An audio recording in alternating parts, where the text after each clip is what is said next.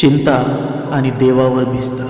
मत्तय अध्याय 6 वचन 25 ते 34. ह्यास्तव मी तुम्हाला सांगतो की आपल्या जीवाविषयी, म्हणजे आपण काय खावे व काय प्यावे, आणि आपल्या शरीराविषयी, म्हणजे आपण काय पांघरावे, ह्याची चिंता करत बसू नका. अन्नापेक्षा जीव आणि वस्त्रापेक्षा शरीर अधिक आहे की नाही. आकाशातील पाखरांकडे निरखून पहा.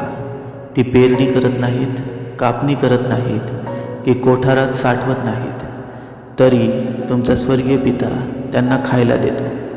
तुम्ही त्यांच्यापेक्षा श्रेष्ठ आहात की नाही. चिंता करून आपल्या आयुष्याची दोरी हातभर वाढवण्यास तुमच्यापैकी कोण समर्थ आहे? तसेच वस्त्राविषयी का चिंता करत बसता? रानातील फुले पहा, ती कशी वाढतात. ती कष्ट करत नाहीत व सूत कातत नाहीत, तरी मी तुम्हाला सांगतो, शल्मोन देखील आपल्या सर्व वैभवात त्यातल्या एकासारखाही सजला नव्हता.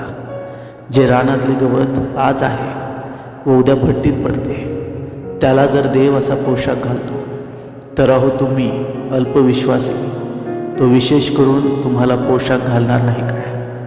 ह्यास्तव काय खावे, काय प्यावे, काय पांघरावे, असे म्हणत चिंता करत बसू नका.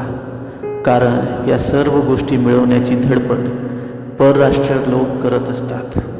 तुम्हाला या सर्वांची गरज आहे हे तुमचा स्वर्गीय पिता जाणून आहे. तर तुम्ही पहिल्याने देवाचे राज्य व त्याचे नीतिमत्व मिळवण्यात झाला, म्हणजे त्यांच्याबरोबर ह्याही सर्व गोष्टी तुम्हाला मिळतील.